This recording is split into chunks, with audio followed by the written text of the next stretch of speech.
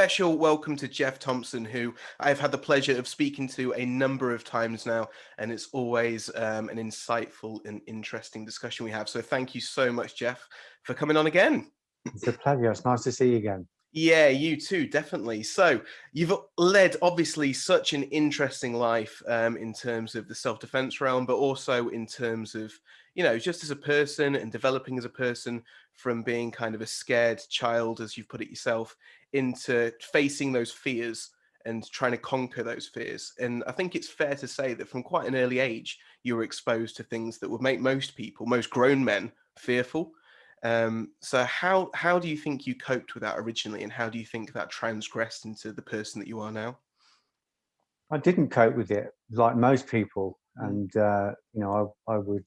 I can remember it the first time when I went to senior school, when I went off from that small little puddle of junior school where I was the kingpin. I played in goal for the school team. I was the girls' favourite. I was the one that led everything. I was kind of the top boy, I suppose. And I went into the ocean of secondary school, and I felt like I was drowning. Yeah. They didn't recognise that I was special then. They didn't know that I was somebody. They just observed and saw what they saw. So I felt absolutely overwhelmed. But I think I also built up too much for the senior school. I made too much of a big thing of it, and that's Yeah. been quite a big thing in my life, building something up to be bigger than what it is. Mm. And allowing my energy to be sapped by overexcitement. Obviously, as a kid, you don't know. So I went to this new school where I wasn't recognised as the top boy. I was just one boy in a playground full of, I don't know, maybe 30 other schools from all around the district coming together, and we were just the first years. And there was kids above us 5 other years. There was kids in the playground, nearly growing beards. Yeah. I was nobody. Suddenly I was nobody, and I felt overwhelmed by that.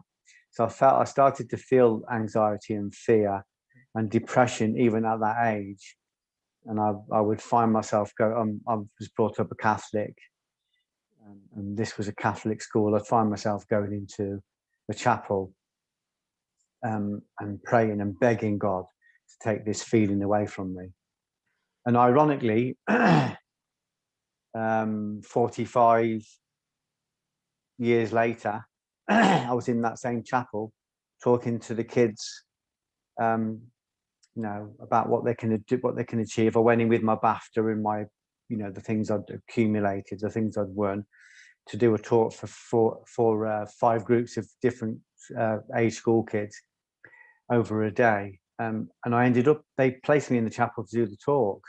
Yeah. And that was the first time I understood why God had put me there. So when I was 11 and 12 and feeling abandoned by God, which has been another common theme in my life, the feeling abandoned, and saying, take this off me. He never took it off me. It stayed there, and I found a way through it eventually.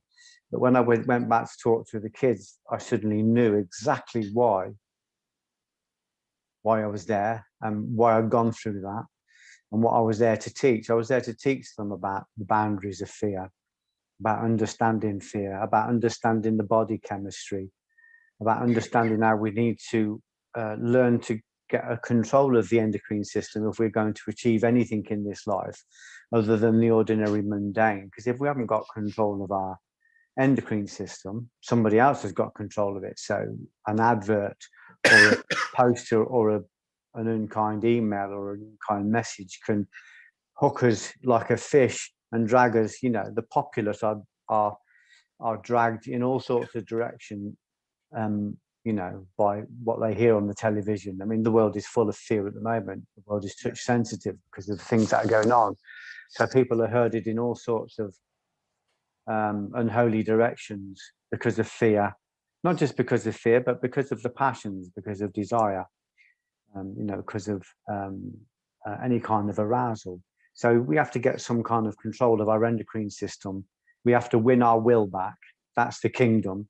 When you talk about seek the kingdom of God and his righteousness, he's talking about find the will, win the will. In the Old Testament, they talk a lot about enter the land, the promised land, the land of milk and honey.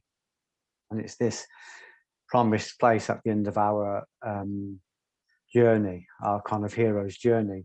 But the word land finds its root in will, in the word will. So when it's saying find the land, it's saying win your will back. Find your will and win it. The will is an attribute, as is intelligence, of the soul. So we use our will and our intelligence, or the soul uses our will and our intelligence to create in the manifest world. If we haven't got control of that, we're not in control of the kingdom. We haven't, this body with its trillions and trillions of cells and its limitless potential, because we do have the gift of causation. We have the ability to cause things and create things. But of course we don't do them because we haven't got control of the will. So when I went back into the school, to talk to the kids, that's what I talked to them about. I said, you've got to have control of your will. If you haven't got control of it, somebody else has got control of it, and they will manipulate you. Yeah. Even if they don't even know that. I mean, there are obviously a lot of people in the world who do know how to manipulate the will, and they do manipulate the will with as little as a clickbait. Yeah. This massive planet of cells can be hooked by a tiny, image of a breast or an ankle or a bottom or a violent arousal, and people are boom. They think they've got control. They think they've got power, but they're pulled down the rabbit hole by by as little as a tiny clickbait like that. So for me, it was recognizing that I had to get some control of that. Yeah. So we're not really controlled by the world. We're controlled by our endocrine system. We're not afraid of the world. We're afraid of the reaction to the world in our endocrine system. We're not afraid of things. The fear is a perception, because we have a fear of our own body chemistry. Our body goes into fight or flight, and we have this innate thousands and thousands of years instinct to run away or to fight or to freeze. So it's learning to control that, so you can go, in this situation, I don't need to run away. In this situation, it's not appropriate to run away. It's certainly not appropriate to freeze. I've got a speech to deliver. It's not appropriate to fight. I'm supposed to be living in a civilized world. I can't bang everybody because they disagree with me. But I did go through a long period of freezing. Then I went through a long period of banging everybody that disagreed with me. Until you find a way to create this homeostasis, or this arc, this center point, and sit inside it, and be an observer of all the passions, but not be, so you're watching the storm from in the eye wall, but you're not part of the storm. Do you think it's necessary to go through those stages then? To go through the freeze stage perhaps, and then go through the fighting stage to ultimately achieve the kind of, as you said, the homeostasis? I do think so. And for me, I had to go out into the world to do that. Yeah. Someone asked me a question this morning on my Instagram page about, do you think you need to confront the things you fear in order to overcome them? Well, actually, they only exist in you. They don't exist as a separate entity. Yeah, it's just a perception of something that we give form and aspect. So if I have a perception of you as being aggressive, creates a form of an aggressive person with an aspect that is going to be aggressive towards me, but that's really just a perception. Yeah, well, what I'm able to let that go. What one person finds aggressive, someone else may not find aggressive, for example. Yeah. So ultimately, it's about experience. Yeah, so it's about controlling what's in you. It's about going to war with your own concepts, with your own precepts, with your own perceptions, with the cognitions, the little bags of knowledge we've built up. And if they're not right, if our internal parent, our superego isn't right, if it's built up of false material, then we can start to work and change that. But all of these thought forms, a concept and a precept, and a cognition, they're semi-autonomous life forms that live inside of us, and a lot of them won't go without a fight. We want to get rid of that you know, that perception of aggression, or that perception of, you know, it's a dog eat dog world, and or whatever the perception is. We've got a perception in us that's we've inherited. Maybe it's thousands of years old. Maybe we've learned it from people that we absolutely don't want to challenge because we love them. Maybe our teacher taught us it. Maybe it's the way our dad lives or our mum. So when we come to remove that, because it's no longer tenable in the world we see, it puts up a fight. So that's in Islam, they call it the greater jihad, the greater war. Yeah. So the greater war is not when we roll up our sleeves and try and fix things out there. It's when we go inside and fix it from the center. We go into the very, very center. But that is, you know, that's a job on its own. That's a big job. It's the only job really, because all the stuff we see out there, you know, it's everything has a denotation. Yeah. But other than, if you take the denotation away, it's just lots and lots of energy forms that have the same signature, and they're only fearful or pleasurable because we've given them a name. So if we're able to free ourselves from denotation, to paraphrase the Buddha, you know, our conscious net expands. We get a clear view. So Buddha said to one of his students, freed from denotation, I am, by consciousness. So awareness freed him from the need to label everything and go, that's this and it's fearful, that's this and it's pleasurable. That's, you know, like the amount of people that are out there now going, I've got to have this car, I've got to have that holiday, I've got to win that award, I've got to have this validation. It's just things that we put a label on, and then we give them power by believing the label. So the idea is to challenge the labels, to get rid of the labels, to be free from denotation, to expand, to use consciousness or awareness to free ourselves from denotation. It's difficult, like Krishnamurti said, you know, we're not dealing with, you know, the endocrine system isn't 61 years old, you know, it's like, it's as old as the species. It's, you know, tens of thousands, maybe millions of years old. So we're not fighting a 60-year-old battle with a 60-year-old concept. We're fighting the battle with our genetic inheritance, with our learned inheritance, you know, with our, so it might be thousands of years old and mature, and you're saying you're out, you're gone, you are a squatter, you've served me for a while, you kept me alive for a while, but this part of my evolution, need to let you go, need to convert you. So it all comes down to the endocrine system. It all comes down to the control of the endocrine system and the ability, or the, yeah, I guess you would say it's the ability to be the what's the word I'm thinking about?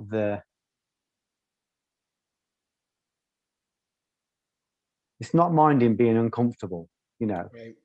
It's we have to be prepared to be uncomfortable. We're not going to overcome the endocrine system without going very deeply into the endocrine system. Pushing So yourself out your comfort zone. And yeah, so you've got to be prepared to feel those feelings, because those feelings are the entryway to consciousness. yeah, We have to follow the feelings back like bubbles from a puncture in an inner tube. We have to follow the bubbles back to the genesis and enter that small, tiny hole and go into consciousness. So we have to, in order to become disentangled from fear, we have to entangle ourselves more. This is, I'm paraphrasing quantum entanglement, which I don't know much about quantum, but I understand entanglement is, you know, when we get entangled with concepts and precepts, we get entangled with feelings and thoughts and beliefs. And the way to overcome that entanglement is to go deeper into it. In other words, to go to the genesis of it and then go beyond it, because everything has a genesis somewhere. So if we go right the way to the very center and break through it, we break free from denotation. So, but to do that, you have to be prepared to sit in the fear. You have to be prepared to be uncomfortable, to experience, you know, the adrenal dump. You have to experience the slow drip of anxiety, and sit in it and question it and say, what is this feeling? What is it? When I engage it and I emotionally identify with it, this feeling has a whole rack of, future projections that terrify me. But if I'm able to just sit in the feeling and not engage it, it might sit there for a little while because it has a bit of momentum. But if I just sit in the feeling and just observe it, go deeper and deeper into it and call it forward and ask for more, invite it in, at some point it will dissipate because it's only got a small battery. Yeah. It isn't attached to anything. It's not real. So if we're able to sit in it, we're able to break it. So if our world is a map, and fear marks the spot where the treasure is. So we have to be prepared to go into that feeling. And that's what most people don't want to do. They want to forge, tungsten soul so that they can connect negative and positive elements or terminals and create light. But they don't want to do what tungsten does, which is it goes through a process of burning and heat and fire and torment before it reaches that very, very high burning point. So people want, to use a common phraseology, they want to make an omelette, but they don't want to break any eggs. Yeah. They want to be a tempered blade, but they don't want to go through the forge and the hammering. And I understand that because I've avoided it nearly all my life until I suffered with these depressions and decided this isn't working for me.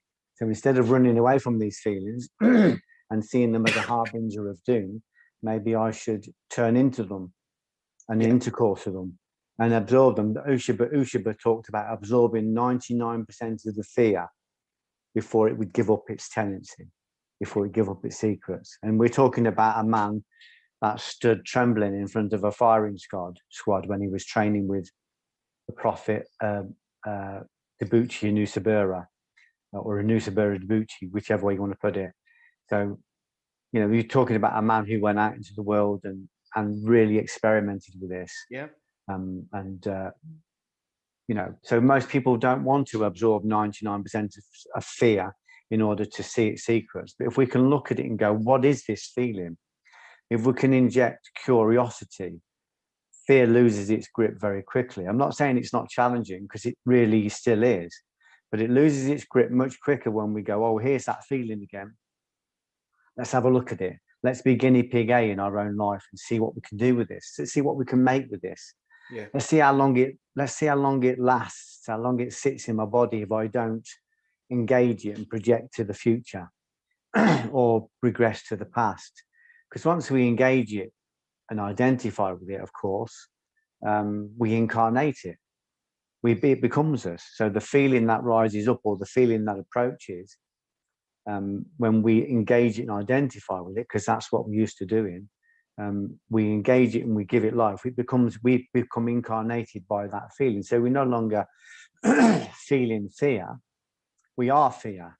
We're no longer feeling aroused. We are arousal. We're no longer feeling threatened. The threat is living in us as a parasite. Yeah. So we give it life, but we can also deny it life. It can't cross the threshold without our permission. But first of all, most people don't know that. They don't understand that concept. They don't understand that thoughts, all of these thought forms aren't in us. They may have hubs in us. They may have locations in us where they dock, but they come from outside, and we can block them. We can stop them from entering by not engaging them, by not identifying with them. If you watch a very strong arousal, fear or sexual arousals particularly, because they're probably the strongest arousals you'll get, you'll recognize that they might start in your head, they might start in your toes, they might start in your belly, but they will always make their way up to the plender gap here. Right. This is the doorway. This is what they call the doorway to the heart. The heart is an allegory for the will. So this is the doorway to the will. So as a geographical point on our body, in our biology. So all those passions rise up.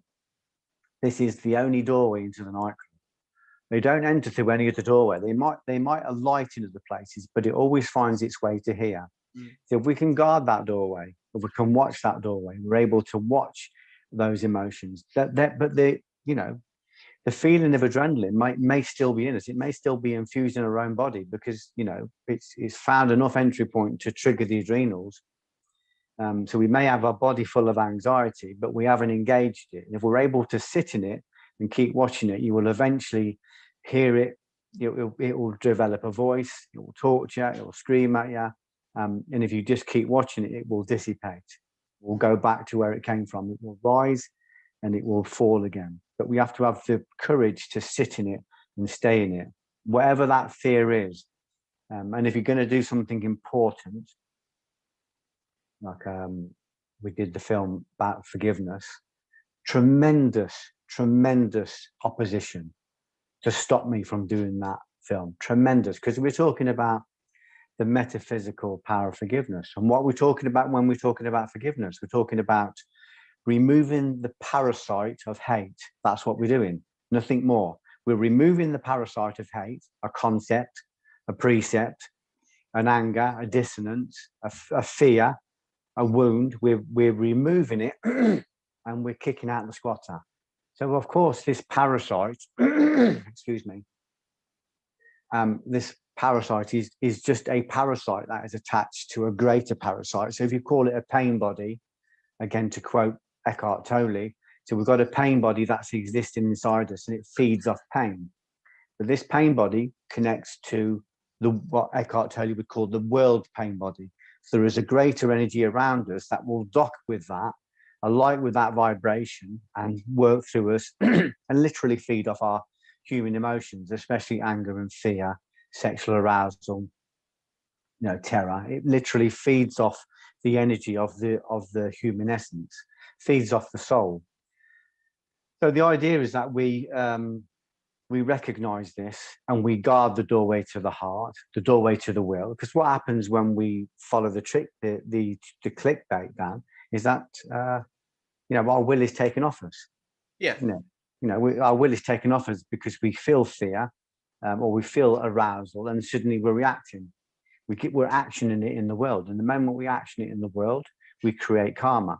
We are a cause to an effect, and the effect becomes a cause to another effect. So we create children that create children that create children, and that will keep expanding until it meets a greater force.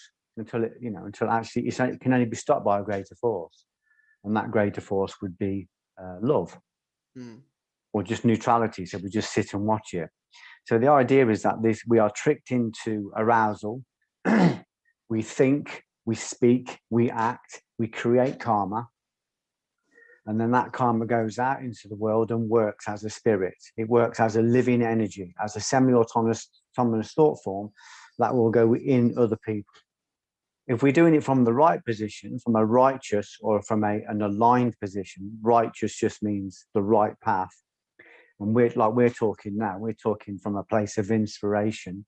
We're sharing a common goal because we want to serve people. Mm-hmm. We want to help people. We want to pull the depressed kid out of bed. We want to inspire the kid who's uninspired, you know. We want to encourage the person who's fearful. So we're doing it through this podcast.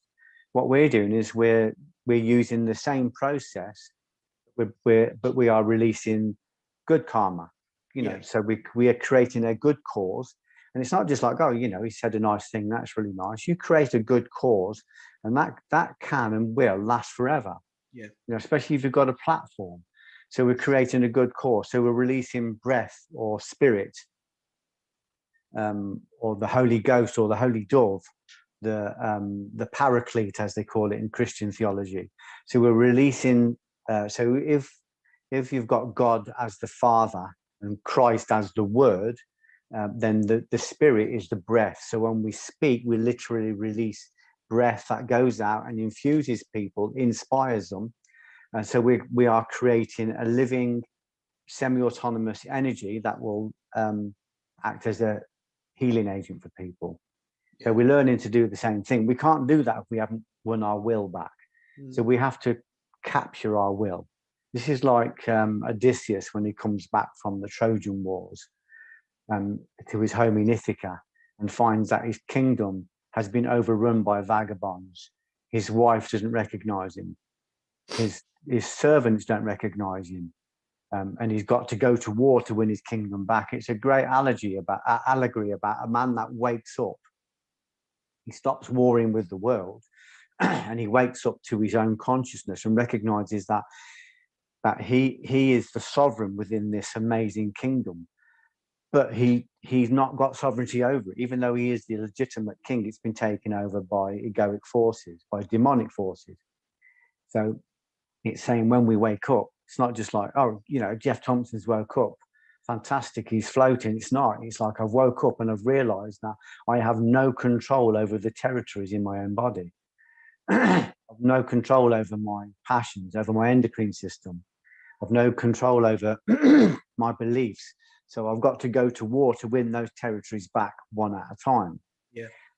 So it's a matter of winning the will back, and that means that can be as little as getting out of bed in the morning to meditate. Yeah.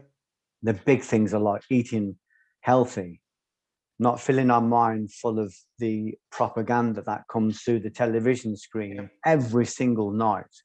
And it's so blatant. It's more insulting than a cigarette packet. Yeah. The cigarette packet says, oh, I'm going to charge you £6 or whatever it is for a packet of cigarettes. And here's some pictures of what it's going to do to your lungs. It's like the devil's had an argument with God and he said, I'll tell you what I can do. Not only can I get stupid people to buy these cigarettes and smoke them, I'm going to show them the photographs of what it will do to them, the agony it will bring to them, the agony it will bring to their children, and they're still going to want to run to the shops to buy it. Yep. So that's what happens in society. We see corrupt politicians who are charming but openly corrupt. This isn't a judgment. I'm not a political kind of person. I'm just saying what I see. Yeah. So we've got openly corrupt people, openly narcissistic people, openly selfish people, openly greedy people, coming through our television screen every night, and we can see they're openly corrupt. And we're supposed to take advice from them. Why would we do that? That's like looking at a cigarette packet and going, yeah, I know that's going to do all those things. I'm just going to take my chances. Yeah, so when you start looking at the corruption in the world, you start coming back to yourself and think, okay, those corruptions are in me. They're in me. That corrupt politician is in me. I've got elements of that. I've definitely got fundamental, violent tendencies in me, because I was a bouncer for 10 years and I kicked people's heads in because I was so insecure. And I've definitely got that greedy element in me. So it's a quiet conceit for us to just go, the world is corrupt, what are we going to do about it? Actually, you're corrupt, what are you going to do about that? You've got to go back in and you've got to win your will back from those territories. So you've got to win your integrity back, got to win your morality back. You've got to look at the riches that the world is promising and realize it's folly. None of it's real. None of it means anything. So someone gives you an award. Oh, wow. But, most of them, if you look closely, if you go behind the curtain, why would you want awards from these people? They're not even meeting their own standards. Yeah. And if you take the award and you believe it, it's not so much taking it, because we can use these things to open doors in the manifest world. But if we believe it, we are their prisoner, because suddenly they give you an award, and then next thing you know, they're dictating the way you write your film or the way you present your work, because you're afraid they'll take the award off you, or you're afraid that you won't win it again. So all of this validation, all of this claim, it means nothing other than the fact that once we get it, we realize it's not real. We may be able to use it. It can have a purpose. We can use anything, but if we believe it, we're in the shit. So ultimately we have to find an inner validation. We have to go to the one place within us, and it is within us, where it's the only validation that counts. The validation of the world means nothing. The applause of the world means nothing. The money in the world doesn't even exist. There's no money. There isn't money. There is just a promissory note. Yeah. It isn't even attached to, gold bullion or capital anymore. It's just made up numbers. It's just the world is working on a big promise. Yeah. It's so, and when we start to look at, that, you find that out just by having 2 hours on Google, just putting what is money, and very, very quickly you will see your model of the world shift, because you'll go, fucking hell, money doesn't even exist, but it exists enough as a concept for people to kill for it Yeah, it's and for people conceptual, to but die it's for it. needed. Yeah. So it's to cut up, I've elaborated, but really it's coming back down to winning your will back. Mm. That is the kingdom. That's the fabled kingdom. And all of the books, if you go beyond the revealed Bibles, the revealed Bible is the one that people go, fucking hell. What, the world was created 4,000 years ago in 7 days? That's rubbish. Put that down. That's the revealed Bible. When you go to the hidden Bible and you go in beyond that and you go to what the parables mean and the stories mean, and even beyond that to the exegesis, to the explanation of the explanation of the explanation, it's another world. The esoteric is completely different. So the hidden Bibles contain all this.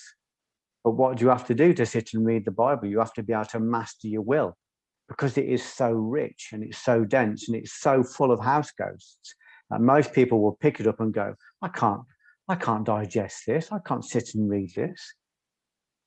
You have to have complete mastery over your will to be able to go through those books in order to find the revealed Bible. So we have to win our will back before we can do anything.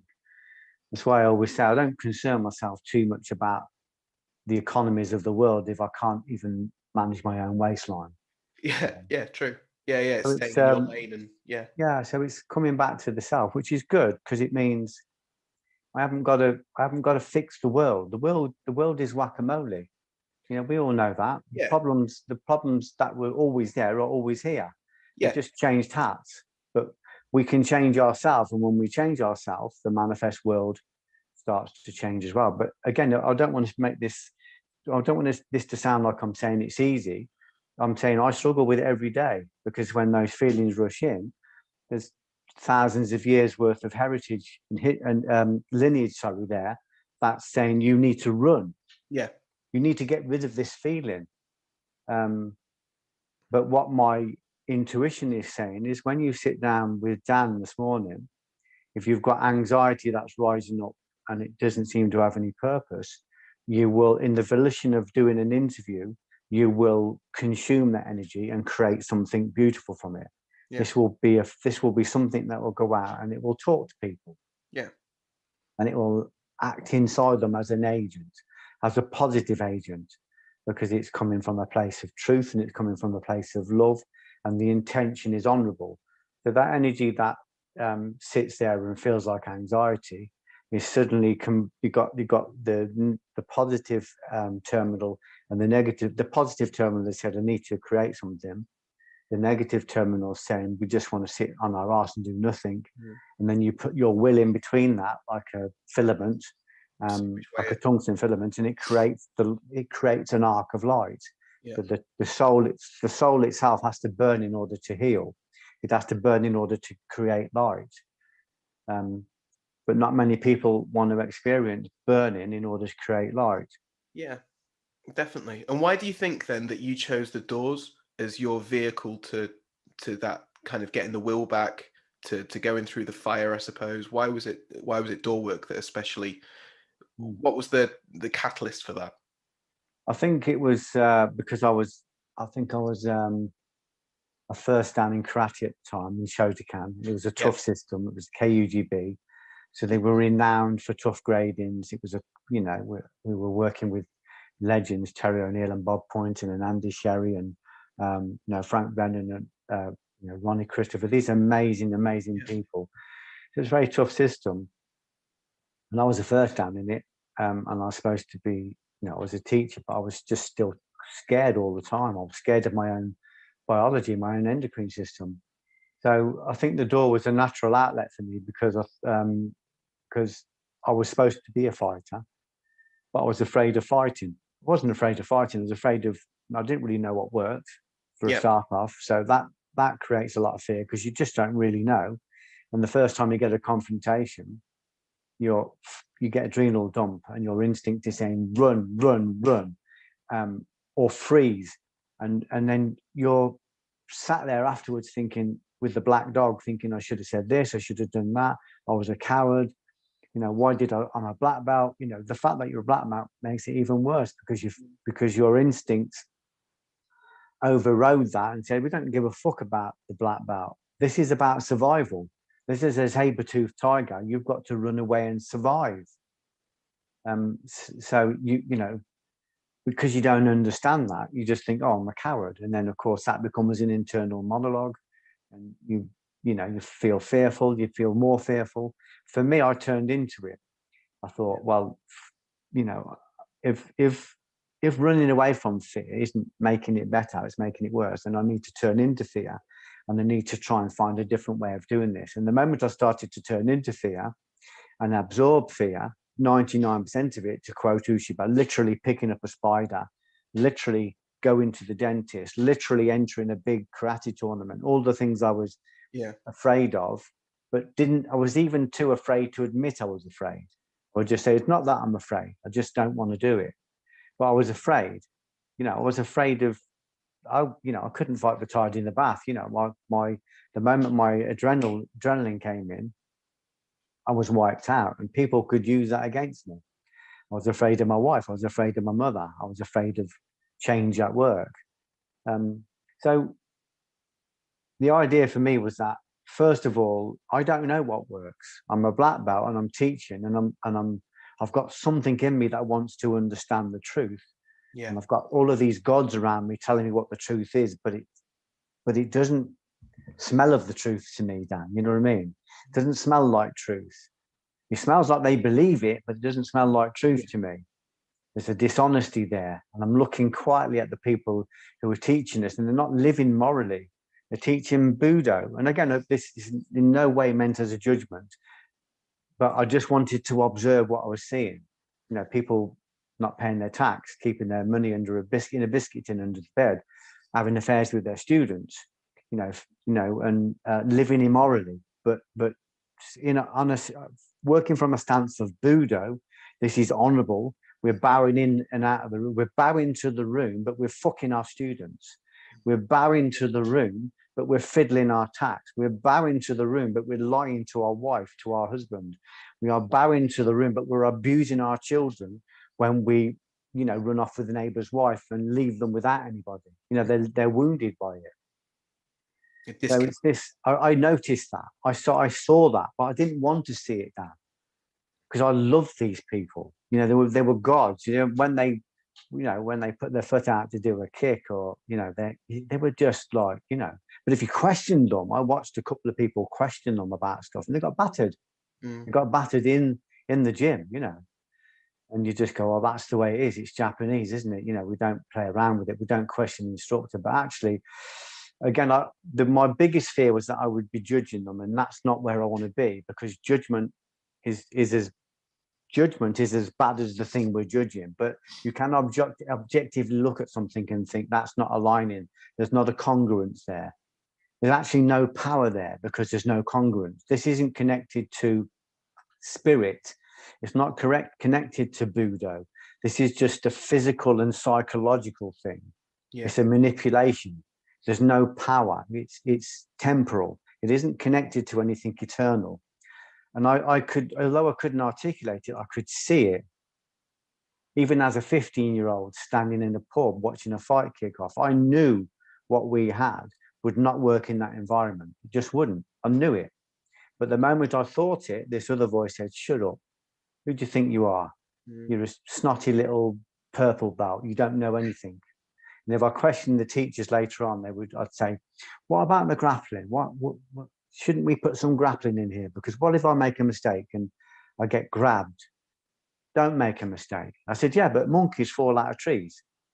People make mistakes." Yeah. "No, but you've got to get so good that you don't make a mistake." I said, "But, it feels like there's a whole area that we're missing." I said, "And I can see it in the kata. I can see all those grappling moves in the kata, but we're not actually practicing them, because you're saying we don't need them. But I think maybe we do need to, square the circle. Maybe we do need to look at all those areas. Because until you've completed the physical, you can't really start to master the psychological. And until you've mastered the psychological, you are not going to spill into the metaphysical. So we have to try and round off all the corners. So I had to kind of go against, all of the gods and all the people I loved, and find my own way. And I realized that they were lying, but it wasn't that they didn't, it wasn't that they weren't telling the truth, because they believed what they were saying, but what they were Yeah. saying wasn't true. It was what you maybe would call an interim truth. And then I looked at it and thought, I was really inspired by the idea of Budo, you know, like Funakoshi Yeah. and, you know, Kano and people like Ushaba, especially Ushaba. I love the way they lived, and I love the challenges they made to what other people were thinking. And it went way beyond what I was learning, but I wasn't seeing that around me. And I wasn't seeing people living morally. Even in church, I'd sit in church and I'd look around and think, none of these people are living this. And then I'd reprimand myself for judging them. But I just thought, it's not that, you know, everybody's where they need to be, but you've got to look at where there's an incongruence. Yeah. If there's an incongruence, it means we're not connected. Incongruence means everything needs to be aligned. Yeah. So we align the physical, the psychological, and the metaphysical. And if they're not aligned, we're not, you know, we haven't got the plug in the mains electric. And you can switch your machines on all day long, but if you're not plugged in, you're not plugged in. We can say we're plugged in, and we can pretend we're plugged in. We might have a little bit of battery power, but we're not plugged into the mains electric. So congruence means that the lead is in and pressed into the wall. So either pressed in or it's not pressed in. If it's just a bit pressed in, it's not connected. You know, and if it's sat down on the floor by the plug, it could be a half an inch away, it's still not connected. So I was interested in congruence. So I became a bouncer, first of all, to find out what did work. Yeah. And to understand, you know, I'd built myself up by climbing my fear pyramid so that I could control my endocrine system and my fear to a degree, you know, where I could do the things I was afraid to do. And this meant I was changing jobs. I'd left the safe, comfortable job, and I was going out and doing other jobs. I'd started to stand up for myself at home. I'd started, you know, I got this bit of kind of hardiness about me. So I just thought I'd become a doorman, first of all, to test my concepts on control the fear. Yep. And also to find out what works. And I had this idea that somebody on the door might teach me, or you know, or that I'd certainly get to test my theory on managing fear.